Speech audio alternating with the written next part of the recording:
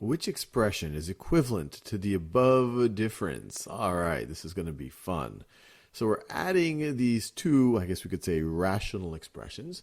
And whenever you add any expressions like this, if you add any fractions, you would want to have a common denominator, and the same thing is true over here. And so one thing we can do is, let me actually see if let me rewrite the whole thing. So 3 over x squared plus 5x minus 24 minus 7 over x minus 3.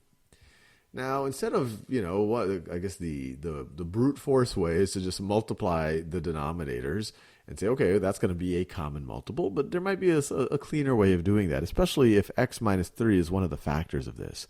So let's see if this is. So let's see. Negative 3 times positive 8 is going to be negative 24. And the negative 3 plus positive 8 is positive 5. So this actually can be factored into x plus 8 times x minus 3. This is what this thing is. And if this step looks unfamiliar to you, I encourage you to watch the video on factoring quadratic expressions. But what's neat about this is now we say, okay, look, to have the same denominator here, we just have to take this fraction and multiply the numerator and denominator by x plus 8. So if you multiply the denominator by x plus 8, then these two denominators are equivalent, but I can't just multiply only the denominator by x plus 8. I also have to multiply the numerator times x plus 8. And so what does this simplify to? This is going to be equal to 3 over x plus 8 times x minus 3 times x minus 3, and then minus, and actually let me distribute the 7, minus, remember we have this negative sign out front, so it's going to be minus 7, actually let me just write it this way first, minus 7x plus 56 over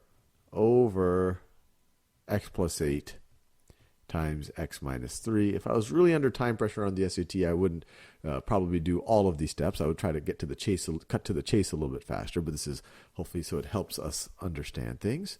And so this is going to be equal to, we have our common denominator, x plus 8 times x minus 3. So it's going to be 3, and we can distribute this negative sign, minus 7x minus 56. So it's going to be equal to, let's see, we could write negative 7x, and then 3 minus 56 is minus 53, or negative 53. And x plus 8 times x minus 3 we already established is the same thing as x squared plus 5x minus 24.